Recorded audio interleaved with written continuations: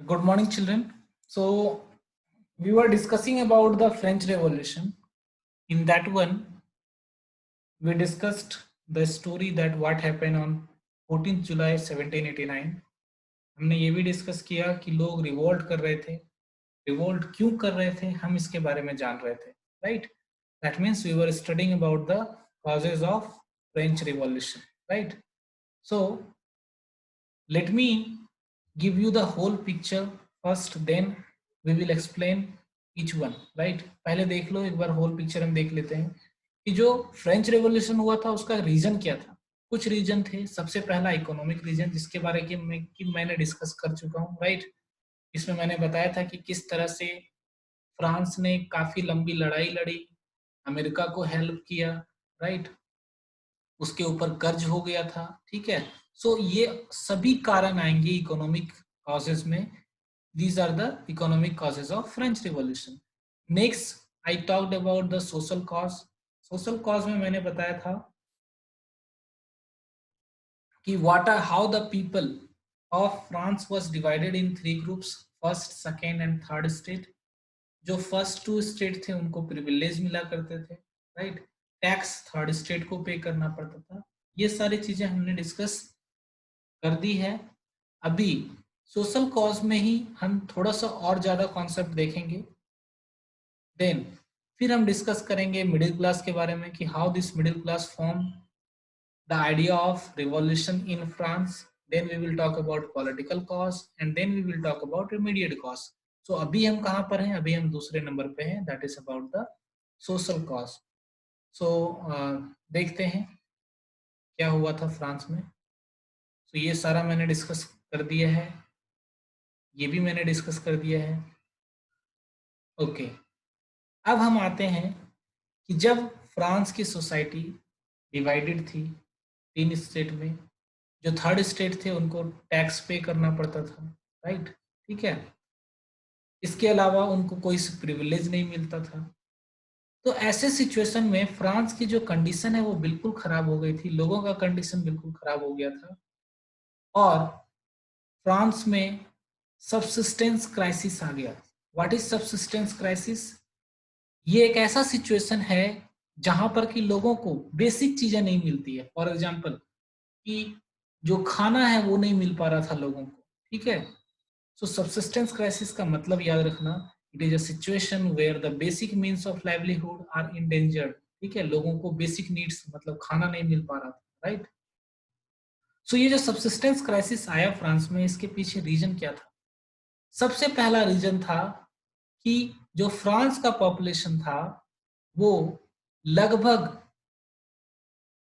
23 million से बढ़ के 28 मिलियन हो चुका था। That means 23 million is equal to how much? 1 million is equal to 10 lakhs, right? So 1715 में जो इसका पॉपुलेशन 23 मिलियन था, ये बढ़ के कितना हो गया? 28 मिलियन हो गया। दैट मीन्स पॉपुलेशन में काफी ज्यादा इंक्रीज हुआ। जब पॉपुलेशन में इंक्रीज होगा तो फूड ग्रेन का डिमांड भी बढ़ेगा, खाने का डिमांड बढ़ेगा, राइट और नॉट? ठीक है, लोगों को क्रॉप्स ज्यादा चाहिए, प्रोडक्शन अगर बढ़ेगा। लेकिन फ्रांस में जो है प्रोडक्शन कम हो रहा था और फूड ग्रेन्स का डिमांड काफी ज्यादा हाई था, ठीक है। लोगों को जो ब्रेड की जो प्राइस थे वो भी काफी ज्यादा हाई हो चुके थे, ठीक है। लोगों को खाना नहीं मिल पा रहा था। जो वहां पर लोग काम करते थे उनके ऑनर जो थे वो फिक्स वेज देते थे, जो जितना वेज पहले दिया जाता था उतना ही देते थे, राइट? लेकिन फूड का प्राइस बढ़ चुका था, राइट और not? So do you think that in the same wage he will be able to purchase food? No, right? So धीरे धीरे क्या हो रहा था फ्रांस में, जो अमीर थे और जो गरीब थे, राइट और नॉट, जो गरीब और अमीर थे इनके बीच जो गैप था वो थोड़ा बढ़ रहा था। जो गरीब थे वो गरीब होते जा रहे थे, जो अमीर थे वो अमीर होते जा रहे थे, राइट और नॉट? ठीक है। सो धीरे धीरे कंडीशन बिल्कुल ज्यादा खराब हो चुका था। कई बार तो हेल, ड्रॉट मतलब सुखाड़, बहुत ज्यादा बारिश हो जाना, इसकी वजह से भी हार्वेस्ट दैट मीन्स जो क्रॉप्स होते थे वो खराब हो जाते थे। सो इससे सिचुएशन और ज्यादा खराब हो जाता था। अब सोचो कि प्रोडक्शन ऑलरेडी कम है और किसी तरह के नेचुरल डिजास्टर की वजह से अगर क्रॉप का प्रोडक्शन और घट जाता है तो कैसा सिचुएशन होगा, राइट और नॉट। सो फ्रांस में इस तरह की सब्सिस्टेंस क्राइसिस हमेशा आती रहती थी, ठीक है, कुछ ना कुछ दिनों पर ये क्राइसिस आता रहता था, ठीक है, ये यूजुअल हो गया था लोगों के लिए, और वहां के पीपल काफी ज्यादा सफर करते थे सब्सिस्टेंस क्राइसिस से। So if question comes what is subsistence, what was subsistence crisis, तो आपको क्या लिखना है, ये वाला डेफिनेशन लिखना है। अगर आपसे पूछा जाए कि why France face the subsistence crisis, तो आपको ये सारे रीजंस लिखने हैं, ठीक है। Coming to the next point, तो देखो फ्रांस के लोगों का जो स्थिति है वो कितना खराब हो चुका था, लोगों को खाना नहीं मिल पा रहा था। You can look at here, इस तरह से लोग लाइन लगा के खड़े हैं फॉर परचेजिंग ब्रेड, ठीक है, वहां के लोग ज्यादातर ब्रेड खरीदते थे, ठीक है। सो लोग लंबे लाइन में लगे हुए हैं, राइट और नॉट, ब्रेड नहीं मिल पा रहा है, लोग जो है किसको खा रहे हैं, जानवर को खा रहे हैं, राइट और नॉट, जानवर को मार के खा रहे हैं, खाना नहीं मिल पा रहा है, तो understood. So this type of things were happening in Europe, in France at that time, right. Come to the next, देखो ये दूसरा एक फोटो में दिखा रहा हूँ, इसमें देखो क्या हो रहा है। यहाँ पर देखो ये नोबेल है, ये पीजेंट है, ये पीजेंट है, ये नोबेल पर्सन है, ठीक है। और ऊपर में देखो यहाँ पर एक स्पाइडर दिखाया गया है और एक ये फ्लाई है, राइट, जिसको मक्खी बोलते हैं, ठीक है। सो क्यों दिखाया गया है यहाँ पर, पहले हम इसके बारे में देखते हैं, ये पीजेंट यहाँ पर क्यों आया है, कुछ जो भी फ्रूट्स हैं और जो ग्रेन्स है वो लेके आया है टू गिव हिम, नोबेल को देने के लिए एज अ टैक्स, ठीक है, जो टैक्स देते हैं वो टैक्स देने के लिए इसको आया है, राइट। और ये नोबेल पर्सन कितने शांत से यहाँ पर बैठा हुआ है, even he is not looking him, ठीक है, ये इसको ध्यान देख भी नहीं रहा है, राइट। एंड सो इसी को कंपेयर करो थोड़ा यहाँ पर, this people that the peasants are very starving, ये इस भूख से मर रहे हैं, लेकिन फिर भी इसको क्या करना चाहिए, इसको क्या चाहिए, इसको स्टोर करने के लिए फूड ग्रेन्स चाहिए, राइट और नॉट। नोबेल पर्सन देखो यहाँ पर कितने फूड ग्रेन्स है, राइट, और इसके पास थोड़ा सा है, वो भी इससे लिया जा रहा है, ठीक है। सो ये यहाँ पर क्या दिखाया गया, the Nobel man is the spider, ठीक है, नोबेल मैन को यहाँ पर स्पाइडर के तौर पे शो किया गया है, और जो पीजेंट्स हैं उसको फ्लाई के तौर पे शो किया गया है, मक्खी के लिए, राइट और नॉट, ठीक है। और इस बैग को देखो क्या लिखा हुआ है, the more the devils has the more he wants, इसके पास जितना है, ठीक है, जितना उसके पास होगा उससे ज्यादा ये चाहता है, ठीक है, और ज्यादा ग्रेन्स चाहता है, राइट। तो यहाँ पर देखो सेम टाइप, यहाँ पर स्पाइडर क्या कर रहा है, इसके पास एक मक्खी है, लेकिन फिर भी he is trying to catch this fly, right और not. So this is how this picture is explaining the situation of France of 1789, right? So इसमें एक क्वेश्चन भी दिया हुआ है आपको, if you are able to write it, ठीक है, explain why the artist has portrayed the nobleman as a spider and the peasant as the fly, ठीक है, ओके। अब देखो ये एक चार्ट है, इसको आपको फुलफिल करना है by looking these words, यहाँ नीचे कुछ वर्ड दिए हुए हैं, देखो ध्यान से, ये आपके बुक का है, इसी को यहाँ से उठा के फिल करना है कि सब्सिस्टेंस क्राइसिस जो आता है वो कैसे होता है, ठीक है। सो कैसे होता है, सबसे पहले तो बैड हार्वेस्ट होगा, क्रॉप का प्रोडक्शन नहीं होगा, क्रॉप का प्रोडक्शन नहीं होगा तो क्या होगा, लोगों के बीच स्कार्सिटी ऑफ ग्रेन होगा, तो यहाँ पर आपको क्या लिखना है, स्कार्सिटी ऑफ ग्रेन्स, राइट। फिर स्कार्सिटी ऑफ ग्रेन्स होगा तो क्या होगा, राइज इन फूड प्राइस, यहाँ पर आपको क्या लिखना है, राइज इन फूड प्राइस। इसी तरह से आपको क्या करना है, इसको फिल करना है, ठीक है, draw it in your notebook and send it to me, right. Come to the next part, अब हम बात करते हैं a growing middle class, that means जो तीसरा रीजन है ऑफ फ्रेंच रेवोल्यूशन वो मिडिल क्लास है। देखो फ्रांस में जो रिवॉल्यूशन आया वो किसकी वजह से आया, जो लीडर के तौर पे काम कर रहे थे वो मिडिल क्लास पीपल कर रहे थे। अब मिडिल क्लास पीपल कौन थे, सोसाइटी में जो स्ट्रक्चर मैंने बताया था, फर्स्ट स्टेट सेकेंड स्टेट को छोड़ दो, थर्ड स्टेट में मैंने दो डिवीजन किए थे, ठीक है। एक डिवीजन जो लोग पीजेंट्स थे, जो छोटे छोटे पीजेंट्स थे, ठीक है, और दूसरा डिवीजन जो लोग थोड़ा मिडिल क्लास पीपल थे, जो लॉयर थे, डॉक्टर थे, राइट और नॉट, वो भी थर्ड स्टेट में ही आते थे, थर्ड लेवल में ही आते थे। लेकिन इनका जो कंडीशन है, लॉयर, डॉक्टर, टीचर, इनका जो कंडीशन है वो पीजेंट से अच्छा था, राइट और नॉट। सो 1789 के पहले कई बार रिवॉल्यूशन हुआ था, पीजेंट्स ने किया था, वर्कर्स ने किया था, लेकिन वो रिवॉल्यूशन सक्सेसफुल नहीं हुआ। क्यों नहीं हुआ? क्योंकि ये जो पीजेंट्स और वर्कर्स थे, इनके पास पैसे नहीं हुआ करते थे, राइट और नॉट, और ये ज्यादा समय तक रिवॉल्ट नहीं कर सकते थे। इनके पास जो मीन्स थी, जो भी चीजें लगती है, पैसे लगते हैं रिवॉल्यूशन में, वो उनके पास नहीं थे, राइट।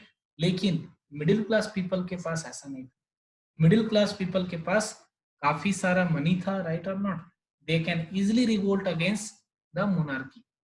ये जो मिडिल क्लास पीपल थे, ये पढ़े लिखे भी होते थे, राइट और नॉट, और जब इनको सोसाइटी में इक्वल ट्रीटमेंट नहीं मिलता था, तो ये क्या चाहते थे कि सोसाइटी में हम रिवॉल्यूशन करें और किंग से इक्वल ट्रीटमेंट मांगे, लोगों को किसी तरह का प्रिविलेज नहीं मिले, राइट और नॉट। तो सबसे पहले देखते हैं कि मिडिल क्लास आए कहां से। देखो 18th सेंचुरी में जो यूरोप में कई सारे इंडस्ट्रियल रिवॉल्यूशन हुए, कई सारे मशीन का आविष्कार हुआ, और लोग जो है ज्यादा अर्न करने लगे, ठीक है। कई सारे ट्रेडर जो है एक जगह से दूसरे जगह ट्रेड करने जाते थे। फॉर एग्जाम्पल कोई फ्रांस का ट्रेडर है, वो जर्मनी जाता था, राइट और नॉट, इंग्लैंड जाता था ट्रेड करने के लिए, राइट। तो इसकी वजह से इसके पास काफी ज्यादा पैसा अर्न हो गया, इनके पास काफी ज्यादा वेल्थ हो गया, पैसे हो गए, राइट और नॉट, ठीक है। अपार्ट फ्रॉम जब इसके पास पैसे हो जाएंगे तो ये क्या हो जाएंगे, एजुकेटेड भी हो जाएंगे, इसका फैमिली मेंबर एजुकेटेड हो जाएगा, अपने बच्चे को पढ़ने के लिए भेजेंगे, राइट और नॉट। सो इनके पास पैसा भी हो गया, एजुकेशन भी हो गया, लेकिन इसको सोसाइटी में ट्रीटमेंट इक्वल नहीं मिलता था। फर्स्ट एंड सेकेंड स्टेट इसको क्या करते थे, डिस्क्रिमिनेट करते थे। तो ऐसे सिचुएशन में मिडिल क्लास पीपल का क्या डिमांड था कि इसका मानना था कि no group in society should be privileged by birth, किसी भी को भी बर्थ के बेसिस पे किसी तरह का प्रिविलेज या बेनिफिट्स नहीं मिलना चाहिए। एक पर्सन को सोशल पोजीशन, उसका जो सोसाइटी में जो पोजीशन है वो किसकी वजह से होना चाहिए, उसके मेरिट की वजह से होना चाहिए, कि उसको कितना आता है, उसका एबिलिटी क्या है, इसके बेसिस पे उसको सोसाइटी में कैटेगराइज करना चाहिए, राइट, ठीक है। अभी तक क्या हो रहा था, सोसाइटी को बर्थ के बेसिस पे डिवाइड किया जा रहा था। उनका कहना था नहीं, जो लोग अच्छे हैं उनका सोशल पोजीशन अच्छा होना चाहिए, राइट और नॉट। सो आज के डेट में देखो, कोविड-19 से हम लड़ रहे हैं, जो डॉक्टर हैं उनको हम क्या कर रहे हैं, काफी ज्यादा रिस्पेक्ट दे रहे हैं। हम ये नहीं देखते हैं कि वो डॉक्टर कौन से कास्ट से आया है, कौन से रिलीजन से आया है, क्या हम देखते हैं? नहीं, हम बर्थ के बेसिस पे नहीं देखते हैं। हम ये देखते हैं कि उसका सोशल पोजीशन इसलिए हाई है क्योंकि he is helping lot of people, right. So just like that इनका भी मानना कुछ ऐसा ही था, right. So middle class people ने काफी ज्यादा डिमांड किया, रिवॉल्यूशन किया, कहां पर, फ्रांस में। मिडिल क्लास पीपल के साथ साथ कुछ कुछ ऐसे फिलोसफर थे जिन्होंने इस रिवॉल्यूशन में हेल्प किया। फिलोसफर का मतलब क्या होता है, जो सोसाइटी को एक न्यू आइडिया देते हैं, जो सोसाइटी को कुछ नया बताते हैं, राइट और not, these are the people who are philosopher, ठीक है। सो कुछ फिलोसफर ने इस रिवॉल्यूशन में काफी इंपॉर्टेंट रोल प्ले किया, जैसे ये है जॉन लॉक, ये है मॉन्टेस्क्यू, और ये है जीन जैक रूसो, राइट। इन लोगों ने कहा कि सोसाइटी में सभी लोगों के लिए लॉ इक्वल होना चाहिए, सभी को अपॉर्चुनिटी बराबर मिलनी चाहिए, राइट, ठीक है। So this type of things are demanded by this philosopher with various books. The book written by John Locke was the two treatise of government, right. Then the book written by the Montesquieu was The Spirit of the Laws, and Jean-Jacques Rousseau written a book, The Social Contract. Jean Jacques Rousseau ने जो book लिखा था उसमें इन्होंने कहा था कि हमारा जो रूलर है, राइट, और जो पीपल है, उसके बीच कॉन्ट्रैक्ट साइन हुआ है। क्या कॉन्ट्रैक्ट साइन हुआ है कि ruler will protect the people, ठीक है, और people will pay money to the ruler for a better administration, right. So इनका मानना था जीन जैक रूसो का कि ruler is not for rule, he is for giving a proper facility to the people. एक तरह से कह सकते हो कि रूलर एक रूलर नहीं है, बल्कि ये एक ऐसा इंसान है जो सोसाइटी को सोसाइटी का केयर करता है, उसका ध्यान रखता है, राइट और नॉट। ठीक है। तो ये बात इसने सोशल कॉन्ट्रैक्ट में लिखी थी। देन फिर ये जो द स्पिरिट ऑफ लॉ है, मोंटेस्क्यू ने जो लिखा था, ठीक है, इसने बोला था कि जो हमारा किंगडम है उसमें पावर को डिवाइड होना चाहिए, पावर का डिवीजन होना चाहिए, मतलब जिस तरह से मैंने क्लास 8 में बताया था कि हमारे गवर्नमेंट का 3 ऑर्गन है, एग्जीक्यूटिव, राइट, और लेजिस्लेटिव, ठीक है, और तीसरा जुडिशरी। सो ऐसा डिवीजन होना चाहिए, तीनों अलग अलग डिवीजन होना चाहिए और तीनों के पास पावर होना चाहिए। सो आज के सिचुएशन में अगर आप देखो तो क्या लगता है, इंडिया में अगर प्राइम मिनिस्टर नरेंद्र मोदी कुछ भी करना चाहे तो वो कुछ भी कर सकते, क्या नहीं कर सकते? क्यों नहीं कर सकते? क्योंकि यहाँ पर जुडिशियरी है, ठीक है, to prevent any wrong decision of the executive. So just like that France में उस समय ऐसा नहीं होता था, ठीक है, वहां पर सब कुछ एक रूलर ही होता था, ठीक है। एक रूलर ने कहा भी था कि मैं ही यहाँ का राजा हूं, मेरे शब्द यहाँ का लॉ है, ठीक है। लुइस 15 नाम का रूलर था फ्रांस में, उसने ये बात कही थी कि मैं फ्रांस हूं, मैं ही फ्रांस हूं और मेरे शब्द ही यहाँ का कानून है, राइट। सो इस तरह का पावर हुआ करता था किंग के पास, किंग किसी का नहीं सुनता था। सो मोंटेस्क्यू ने कहा था कि अगर हम चाहते हैं कि लोगों के साथ जस्टिस हो तो हमें क्या करना पड़ेगा, तीनों पार्ट को अलग अलग करना पड़ेगा। और इसी के बेसिस पर, इसी के मोंटेस्क्यू के आइडिया के बेसिस पर ही जो यूनाइटेड स्टेट ऑफ अमेरिका है, ठीक है, यूनाइटेड स्टेट ऑफ अमेरिका ने 1776 में, राइट, यहाँ पर 3 ऑर्गन बनाए गवर्नमेंट के आफ्टर इंडिपेंडेंस। अमेरिका ने जब इंडिपेंडेंस लिया उसके बाद उन्होंने वहां पर एग्जीक्यूटिव, लेजिस्लेटिव एंड जुडिशरी बनाया, राइट। सो इसी तरह फिलोसफर भी इन सारी चीजों को बात करते थे। और जब इस फिलोसफर के आइडिया को लोगों तक पहुंचाया जाता था, जब लोग इसके बारे में पढ़ते थे, लोगों को लगता था कि यस, जो सोसाइटी होनी चाहिए वो कुछ इस तरह की होनी चाहिए जहां पर कि सभी लोगों को इक्वालिटी मिले। तो ये जो फिलोसफर है, इनके आइडिया को डिस्कस किया जाता था on different T shops, saloons, coffee house, right, ठीक है। इसके आइडियाज को कई बार न्यूज़पेपर में भी छापा जाता था, बुक्स में भी छापा जाता था, राइट और नॉट। सो ये फिलोसफर का आइडिया को स्प्रेड करने के लिए ये सारे वेरियस वेज थे, ठीक है। और लोगों के बीच जब ये आइडिया फैला, लोग इकट्ठा हुए और गवर्नमेंट के खिलाफ और जो रूलर के खिलाफ उन्होंने रिवॉल्यूशन किया, राइट, ठीक है। सो आज के लिए इतना ही रहने देते हैं, next topic we will discuss tomorrow. Thank you.